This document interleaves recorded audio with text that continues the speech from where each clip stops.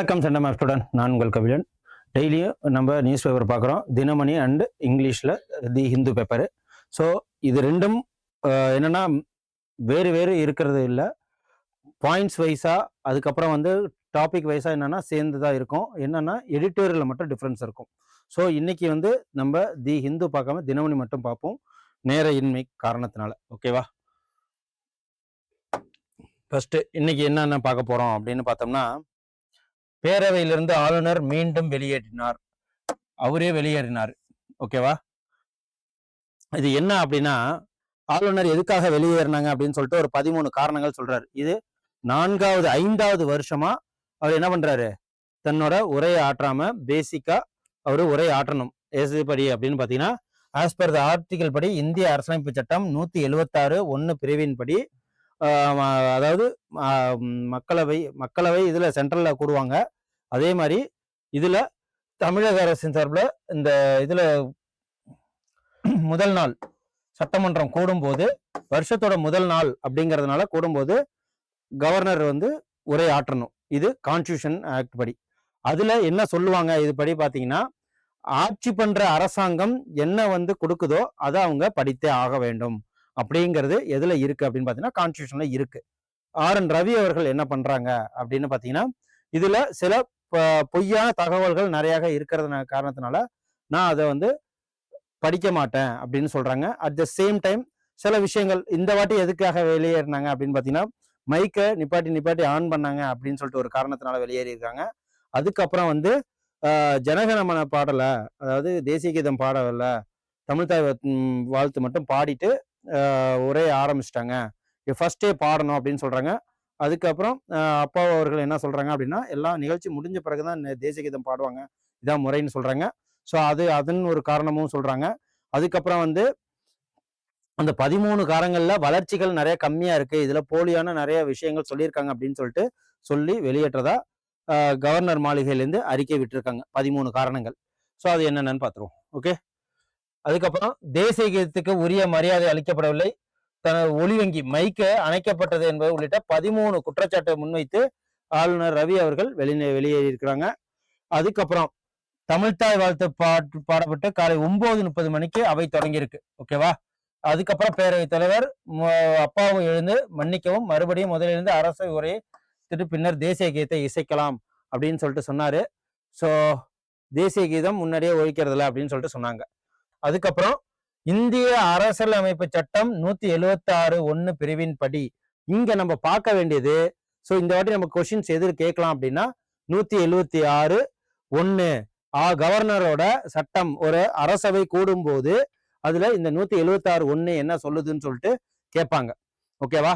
So இதுதான் கேட்பாங்க. அது மட்டும் இல்லாம பிரசிடென்ட் இவரு என்ன பண்ணாங்கன்னா, ஆர்டிகல் 87 ஆர்டிகல் 87 படி அங்க மக்களவை ஜாயின்ட் வரும் மக்களவை அண்ட் மாநிலங்களவை கூடும்போது உரையாற்றுறவங்க வழக்கம். ஓகே. இது ஒரு கான்ஸ்டியூஷனல் ரைட்ஸ் தான். இது எதுக்காக கொடுக்குறாங்க அப்படின்னு சொல்லிட்டு பாத்தீங்கன்னா, கவர்னர் அட்ரஸ் அப்படிங்கிற பேர்ல வரும். ஓகேவா? ஸோ நம்ம இதுல கவர்னர் அட்ரஸ்ன்னு வரும். ஸோ அதனாலதான் ஸோ இதை படிச்சே ஆகணும். எந்த ஒரு ஆடும் பண்ணக்கூடாது, எந்த ஒரு இதுவும் பண்ணக்கூடாது. அவங்க பாட்டுக்கு படிச்சு காமிச்சிட்டு போக வேண்டியதுதான். ஓகேவா? வேற எதுவும் இதுல கிடையாது. ஆர்டிகல் 176 கவர்னர் ஒரு ஃபார்மல் ஸ்பீச் கொடுப்பாரு, அது கவர்னர் அட்ரஸ்ன்னு சொல்லுவாங்க. என்னென்னலாம் கவர்மெண்ட் பாலிசி ப்ரோக்ராம்லாம் இருக்கு, கவர்மெண்ட் என்னென்னலாம் அச்சீவ்மெண்ட் பண்ணிருக்கு, கவர்மெண்டோட ஃபியூச்சர் பாலிசி என்ன, அதுக்கப்புறம் லெஜிஸ்லேட்டரோட அஜெண்டா என்ன, வரப்போற அஜெண்டா எதை நோக்கி இந்த அரசாங்கம் போகுது அப்படின்னு சொல்லிட்டு சொல்றதுதான் இந்த கவர்னர் அட்ரஸ். ஓகே. இது 176(1) படி நடக்கிறது. அதுக்கப்புறம் இது வைக்கிறது இதுதான் official beginning of the legislative session அப்படின்னு சொல்லுவாங்க. ஸோ இதெல்லாம் வேணும். ஓகே. இதுக்கு என்னென்ன ரிலேட்டட் ஆர்டிகல் இருக்கு அப்படின்னு பாத்தீங்கன்னா, governor to send message to the house bill, அப்புறம் அதர் மேட்டர்ஸ் பத்தி 176(2) அது சொல்லுது. அதுக்கப்புறம் அதை பாத்துங்க. அதுக்கப்புறம் பிரசிடென்டோட ஆர்டிகல் தான் சொல்லியாச்சு, ஆர்டிகல் 87 இதுதான். ஸோ கடந்த 2022 ஆளுநர் RN ரவி முதல் உரையை ஆற்றினார். 2023 சொற்கள் வாசிக்காததால் எழுந்து விவாதத்துல ஈடுபட்டு வெளியேறினாரு. 2024 தேசிய கீதம் பாடப்படவில்லைன்னு வெளியேறினாரு. இப்ப 2025 என்னென்ன காரணம் 13 காரணம் சொல்லியிருக்காங்க, அதையும் நம்ம பின்னாடி பார்ப்போம். ஓகே. அதுக்கப்புறம் இந்த இதுல முதல்வர் அவர்கள் என்ன சொல்லியிருக்காங்க அப்படின்னு பாத்தீங்கன்னா, இந்த பல மாநிலங்கள்ல இப்போ கேரளாலையும் வந்து என்ன பண்ணியிருக்காங்க, சில வாக்கியங்களை விட்டு விட்டு படிச்சிருக்காங்க ஆளுநர் அவர்கள். ஸோ இதே மாதிரி பல மாநிலங்கள்ல கவர்னர் அவங்க கொடுக்குற உரையை படிக்காம, கவர்னர் அட்ரஸை கொடுக்காம, இதுதான் 176(1) படி செய்யணும், அவங்க அதை பிரீச் பண்ணிடுறாங்க. ஸோ அதனால வந்து இந்த சட்டமே வேண்டாம் அப்படின்னு சொல்லி ஃபியூச்சர்ல முறையிட போறதா, சென்ட்ரல் கவர்மெண்ட்ல முறையிட போறதா, மத்திய அரசாங்கத்துல முறையிட போறதா சொல்லியிருக்காங்க. இந்திய அரசாங்கம் 176 படி மாநில அரசால் தயாரிக்கப்பட்ட உரை ஆளுநரால் முழுமையாக படிக்கப்பட வேண்டும். இது ஆளுநர் சொந்த கருத்துக்களை தெரிவிப்பதற்கோ மாநில அரசு உரையில் நீக்கம் செய்வதற்கோ தெளிவுரை கேட்கவோ இடமில்லை அப்படின்னு சொல்லியிருக்காங்க. இதுதான் இந்த 176(1) சட்டம். ஸோ இதை தெரிஞ்சுக்கங்க. குரூப் 1 கொஸ்டின்ஸ்ல வரலாம், குரூப் 1 மெயின்ஸ்ல வரலாம், குரூப் 2 மெயின்ஸ்ல வரலாம். ஸோ பாத்துக்குங்க. அதுக்கப்புறம் பாஜக தேசிய தலைவராக நிதின் நவீன் பொறுப்பேற்பு. 45 வயசு ஆகுது. பீகாரை சேர்ந்தவர். நிதின் கிஷோர் அவரோட பையன் தான் அவரு பாஜகவோட முன்னாள் எம்எல்ஏ. ஸோ அவரு என்ன சொல்லியிருக்காங்க அப்படின்னு பாத்தீங்கன்னா, கட்சியில் இது வந்து நிதின் நவீன் அவர் தான் வந்து தேசிய தலைவராக, பாஜக தேசிய தலைவராக தேர்ந்தெடுக்கப்பட்டிருக்காங்க. ஓகே, இது ஒரு மனதாக தேர்ந்தெடுக்கப்பட்டிருக்காங்க. ஸோ அவ்வளவுதான். அதுக்கப்புறம் இன்னொரு ஒரு ஷாக்கிங் நியூஸ் என்ன அப்படின்னா, தங்கம் விலை ஒரே நாளில் 3600 உயர்வு. ஓகேவா, இதுதான் ஷாக்கிங்கா இருக்கும். இப்ப எவ்வளவு அப்படின்னா, ஒரு கிராம் தங்கத்தோட தங்கம் கிராமுக்கு 14,900க்கும் பவுன் 1,11,200க்கு விற்பனையாகி வரலாறு காணாத உச்சத்தை எட்டியிருக்கு. ஓகேவா, ஸோ ஒரு வெள்ளியோட இது வந்து ரூபாய் 340க்கு, ஒரு கிராம் 340 ரூபாய்க்கு விற்கப்படுது. ஓகே, அடுத்தது போயிடுவோம். இதெல்லாம் எக்ஸாம் பாயிண்ட் ஆஃப் வியூல முக்கியம் இல்லை. ஸோ இது நமக்கு எக்ஸாம் பாயிண்ட் ஆஃப் வியூல முக்கியம் என்ன அப்படின்னு பாத்தீங்கன்னா, தமிழக தலைமை தேர்தல் அதிகாரி அர்ச்சனா பட்நாயக் இவங்க இப்போதைக்கு இருக்காங்க. ஓகேவா, ஸோ இதை தெரிஞ்சு வச்சுக்கோங்க. எக்ஸாம் பாயிண்ட் ஆஃப் வியூல இதுதான் தேவை. அதுக்கப்புறம் என்னது, 234 நடமாடும் செயல் விளக்க வாகனங்கள் ஜனவரி 25லேருந்து எல்லா 234 தொகுதிக்கு போகுது. விவிபேடை பத்தி, இந்த எலக்ட்ரானிக் ஓட்டிங் மிஷினை பத்தி ஒரு தெளிவுரை கொடுக்கறதுக்காக. அதுக்கப்புறம் 30 லட்சம் பேருக்கு அடிப்படை கல்வி 342 எழுத்தறிவு மையங்களுக்கு விருது கொடுத்திருக்காங்க. யாரு, அன்பில் மகேஷ் பொய்யாமொழி அவர்கள். என்ன அப்படின்னா, ஸோ 15 வயசுக்கு மேற்பட்டவங்க அனைவருக்கும் எழுத்தறிவு வேணும், படிப்பறிவு வேணும் அப்படிங்கிறதுனால சென்ட்ரல் கவர்மெண்டோட ஸ்கீம் தான் என்ன அப்படின்னா, இந்த எழுத்தறிவு திட்டம் 340 எழுத்தறிவு மையங்களுக்கும் அதே மாதிரி 15க்கும் என்ன திட்டம் அப்படின்னா, புதிய பாரத எழுத்தறிவு திட்டம். புதிய பாரதம் எழுத்தறிவு திட்டம் 2022ல மத்திய அரசாங்கத்தால் ஆரம்பிக்கப்பட்டதான் இது. ஸோ இப்போதைக்கு 342 எழுத்தறிவு மையங்களுக்கும் 15 வயதுக்கு மேற்பட்டவங்க, அதே மட்டும் இல்லாம இது ஆரம்பிக்கப்பட்டு ஏகப்பட்ட, இதோட எய்ம் என்ன அப்படின்னா 5 கோடி 2027க்குள்ள 5 கோடி பேர் எழுத்தறிவு வேணும் அப்படிங்கிறது. இப்போ வரைக்கும் எவ்வளவு அப்படின்னா 30 லட்சம் பேருக்கு அடிப்படை எழுத்தறிவு கல்வி வழங்கப்பட்டுள்ளது அப்படின்னு சொல்லிட்டு சொல்லியிருக்கிறாங்க. அவ்வளவுதான். ஓகே, எக்ஸாம் பாயிண்ட் ஆஃப் வியூல இது மட்டும் பார்ப்போம்.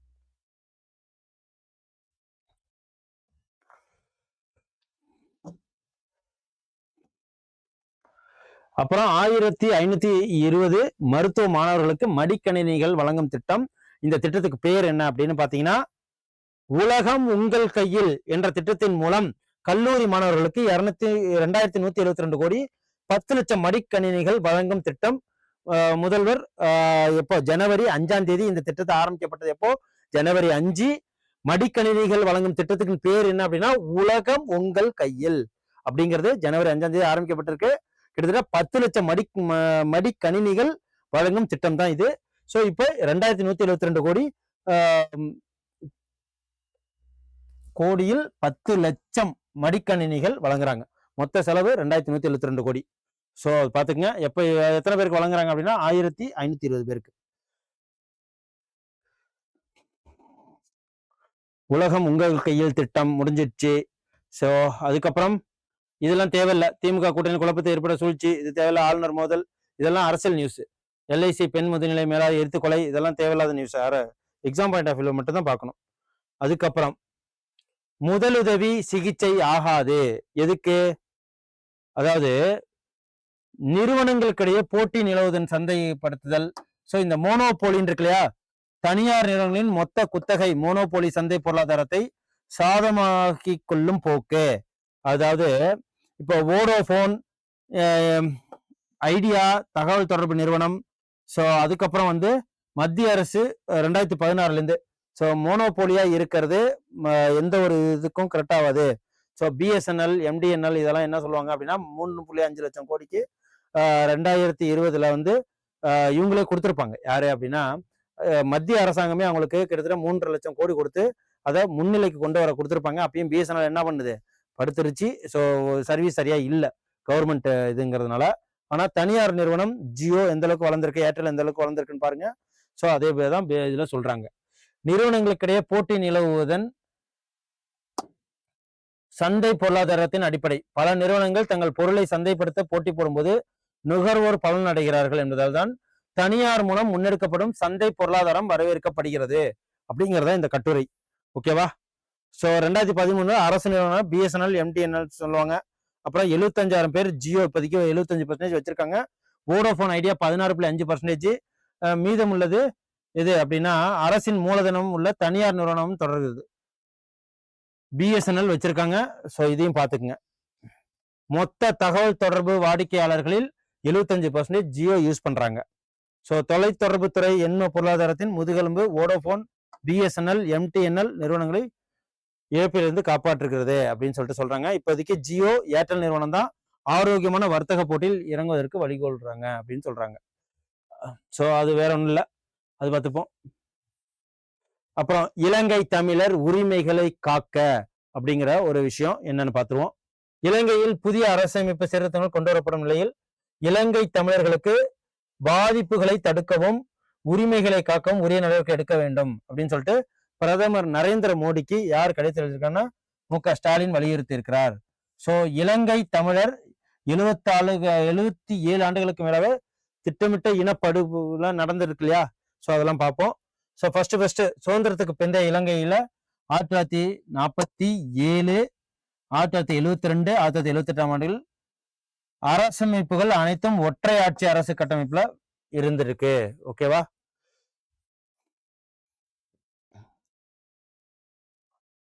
இரண்டாந்தர குடிமக்களாக நடத்தப்பட்டு ஒடுக்கப்படுகிறார்கள் சொல்றாங்க. 1948 ஆண்டு பிரிட்டிஷ் ஆட்சியிலிருந்து இலங்கை விடுதலை பெற்றதற்கு எப்போ பெற்றிருக்கு? 1948. அதுக்கப்புறம் 63 தொகுதிகள், நாடாளுமன்றத்தில் 63 தொகுதிகள் 77ஆக அதிகரிக்கப்பட்டிருக்கு. தமிழர்களின் தொகுதி 20 11ஆக குறைக்கப்பட்டிருக்கு. ஸோ இங்க பாருங்க, இலங்கையில் நாடாளுமன்றத்தில் சிங்களர்களின் தொகுதி 63 77, அதே தமிழர்களின் தொகுதி 20 11ஆக குறைக்கப்பட்டிருக்கு. 1956 ஆண்டு இலங்கையில ஆட்சி மொழியாக சிங்களம் மட்டுமே சட்டம் உருவாக்கப்பட்டிருக்கு அப்படின்னு சொல்றாங்க. ஸோ அதுக்கப்புறம் இந்த சிங்கள அரசு பகுதியில் தமிழர்கள் படிப்படியாக ஒடுக்கப்பட்டிருக்காங்க, ஓரங்கட்டப்பட்டிருக்காங்கன்னு சொல்றாங்க. ஸோ 1976 ஆண்டுல வட்டுக்கோட்டையில் தமிழ் அரசு கட்சி கூடி சுதந்திர தமிழ் ஈழம் கோரிக்கையை முன்வைச்சாங்க. ஓகேவா? வட்டுக்கோட்டையில சுதந்திர தமிழ் ஈழம்னு. ஸோ 1979 ஆண்டு தமிழர்களின் அற போராட்டங்கள் ஒடுக்குவதற்காக என்ன பண்ணியிருக்காங்க? பயங்கரவாத தடுப்பு சட்டம் என்ற பெயரில் அடக்கியிருக்காங்க. 95,000 புத்தகங்களை யாழ்ப்பாண நூலகம் சிங்கள இராணுவத்தினால் திட்டமிட்டு எரித்திருக்காங்க. இதையும் பார்த்துங்க. 1957, 1977, 1981, 1983. ஸோ இதுல தமிழர்களுக்கு எதிரான இனப்படுகொலைகளும் நடந்திருக்கு. 1983 நடைபெற்ற இனப்படுகொலையில் 3000க்கும் மேற்பட்ட தமிழர்கள் படுகொலை செய்யப்பட்டிருக்காங்க. ஸோ இது யாருன்னா நெடுமாறன் சொல்லியிருக்கிறாரு. ஸோ அது மட்டும் இல்லாம இலங்கையில் நடைபெறுவது இனப்படுகொலை அப்படின்னு சொல்லிட்டு சொல்லியிருக்காரு. இந்திய அரசு எங்கள் மீது படையெடுக்க விரும்பினால் 21 மணி நேரத்தில் இலங்கையை கைப்பற்றி என்னையும் கைது செய்ய முடியும் அப்படின்னு சொல்லிட்டு யார் சொல்லியிருக்காங்கன்னா இந்திரா காந்தி இலங்கை இன பிரச்சனை குறித்து சமரச நடவடிக்கையில் ஈடுபட்ட போது சொன்ன வார்த்தைகள் தான் இந்த வார்த்தை. ஸோ கடந்த ஜனவரி 14 தேதி ஐநா மனித உரிமை ஆணையத்தின் அலுவலகத்தில் சிங்கள பாதுகாப்பு படையினர் உள்ளிட்டோர் பாலியல் வன்முறை ஈடுபட்டதை பகிரங்கமாக பொதுவெளியில ஒப்புக்கொண்டிருக்கு அப்படின்னு சொல்லிட்டு சொல்றாங்க.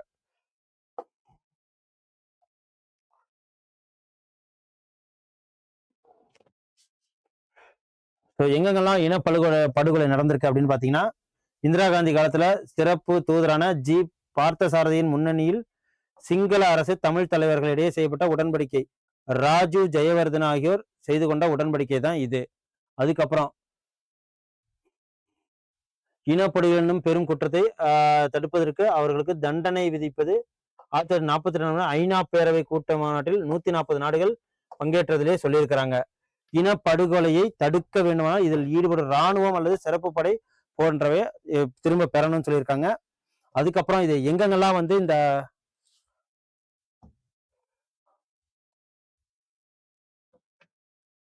எங்கெங்கெல்லாம் இந்த இனப்படுகொலை நடந்திருக்கு இதே மாதிரி அப்படின்னு பாத்தீங்கன்னா, ஃபர்ஸ்ட் ஜெர்மனில ஹிட்லர் தலைமையில 60 லட்சம் பேர் யூதர்களை சித்திரவதை பண்ணி கொண்டாரு.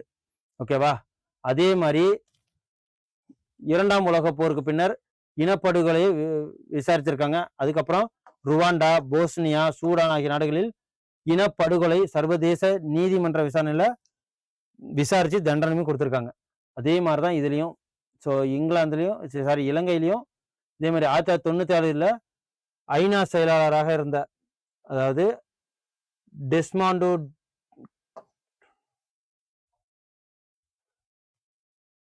பான் கி மூன், அப்புறம் அமெரிக்க வெளியுறவு செயலாளராக இருந்த ஹிலாரி கிளின்டன், இங்க எல்லாருமே வந்து இலங்கையில நடந்தது படுகொலை தான், இனப்படுகொலைன்னு சொல்லிட்டு சொல்லியிருக்காங்க.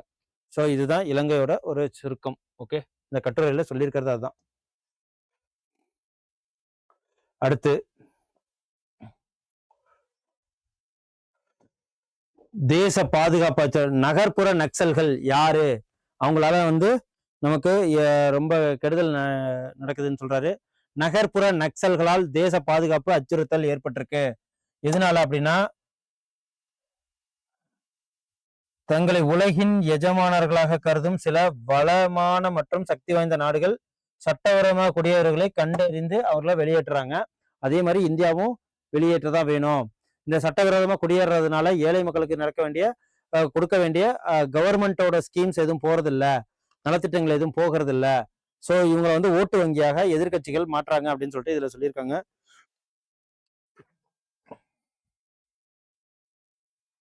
எதனால அப்படின்னா, அவங்க நகர்ப்புற நக்சல்கள் என்ன பண்ணுவாங்க அப்படின்னா, மத்திய அரசின் திட்டங்கள் மற்றும் கொள்கைகளை ஆதரித்து தொலைக்காட்சியில் பேசினாலோ பத்திரிகையில் எழுதினாலோ அவர்களை முடக்கி மௌனமாக்குவதே நகர்ப்புற நக்சல்களின் பாணி. புரிஞ்சுதா? நகர்ப்புற நக்சல்ங்கிறது யார சொல்றாங்க அப்படின்னு சொல்லிட்டு.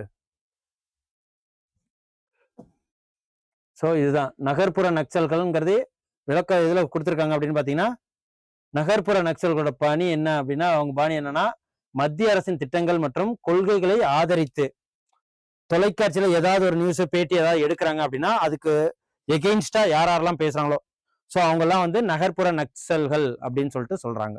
சோ அவ்வளவுதான்.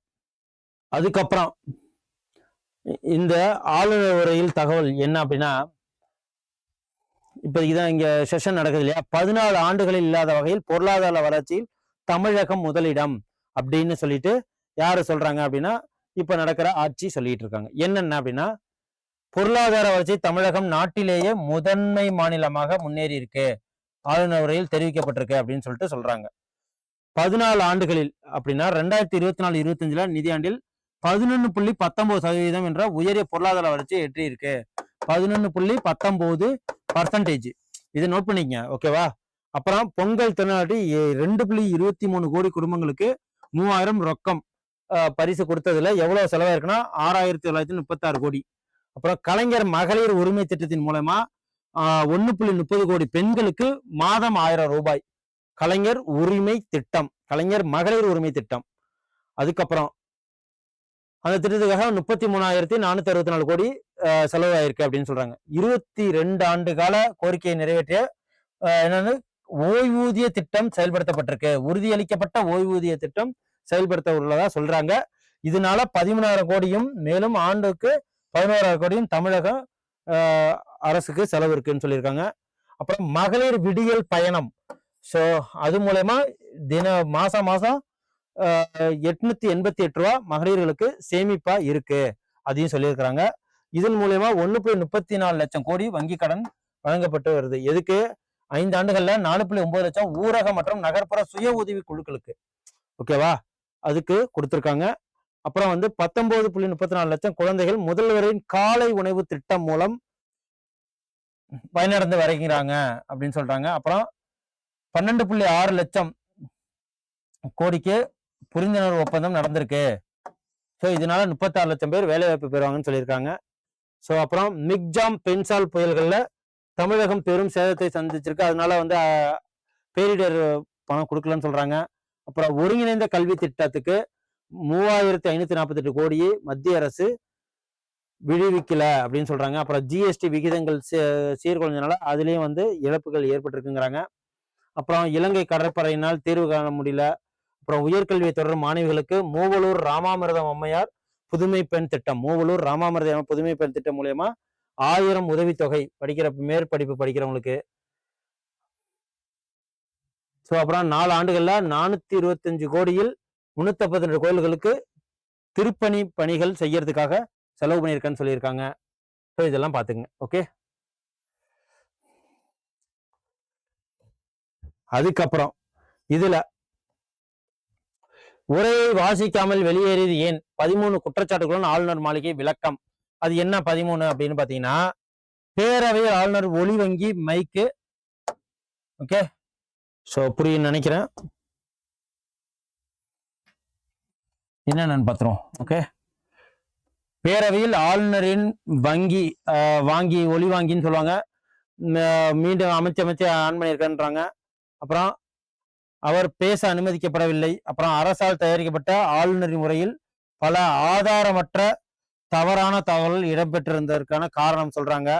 அப்புறம் எதனால அப்படின்னா, தமிழகம் 12 லட்சம் கோடிக்கும் அதிகமான பெரும் முதலீடுகளை ஈர்த்துள்ளது என்று கூற்று பொய்யானது அப்படின்னு சொல்லிட்டு சொல்றாங்க. இதன் காரணமாக. அதுக்கப்புறம் வந்து புரிந்துணர்வு ஒப்பந்தம் அனைவரும் வந்து காகித அளவிலேயே இருக்கு அப்படின்னு சொல்லிட்டு சொல்றாரு. அப்புறம்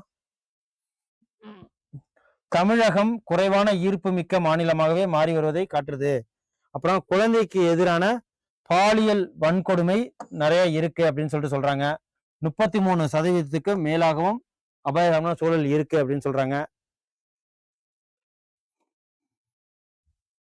ஸோ இதே மாதிரி அப்புறம் போதைப் பொருள் பழக்கம் பள்ளி மாணவர்கள்ட்ட அதிகமாக இருக்கு, இளைஞர்களுடைய நிறைய இருக்கு அப்படின்னு சொல்றாரு. அப்புறம் அதன் மூலமா 2000 பேர் தற்கொலையும் பண்ணியிருக்கிறாங்க. ஸோ தாழ்த்தப்பட்டவருக்கு எதிரான கொடுமைகள், தாழ்த்தப்பட்ட பெண்களுக்கு எதிரான கொடுமைகள், பாலியல் வன்கொடுமைகள் அனைத்தும் எதையும் சரி செய்யப்படல. இத மாதிரி ஒரு 13 விஷயங்கள் சொல்றாங்க. அப்புறம் கல்வி தரத்துல தொடர்ச்சியான சரிவை தான் இருக்கு. ஸோ 50%க்கும் அதிகமான ஆசிரியர்கள் பணியிடங்கள் பல ஆண்டுகளாக காலியாக இருக்கு, நிரப்பப்படலைன்றாங்க. அதுக்கப்புறம் வந்து உள்ளாட்சி தேர்தல்கள் நடத்தப்படாதல், பல ஆயிரம் கிராம ஊராட்சிகள் செயலிழந்து கிடக்குது அப்படின்னு சொல்லிட்டு இதை மாதிரி ஒரு 13 காரணங்களை கவர்னர் மாளிகையிலிருந்து வெளியிட்டு இருக்காங்க. ஓகே, ஸோ இதே மாதிரி பேரவையில் வருகிற முக்கிய பகுதியை தவிர்த்து கேரள ஆளுநர், அதே பிரச்சனை தான் அங்கேயும் ஓடுது. அதுக்கப்புறம் உமன்ஸ் பிரீமியர் லீகு, இந்த இது தேவையில்லை. ஸோ தேசிய ரைஃபிள் தகுதி சுற்று திலோத்தமா சீரஜ் சிறப்பிடம் அப்படின்னு போட்டிருக்காங்க. அப்புறம் கேலோ இந்தியாவில் ஐஸ் ஹாக்கி லடாக்குல நடக்குது. ஸோ அதையும் பார்த்துக்குங்க.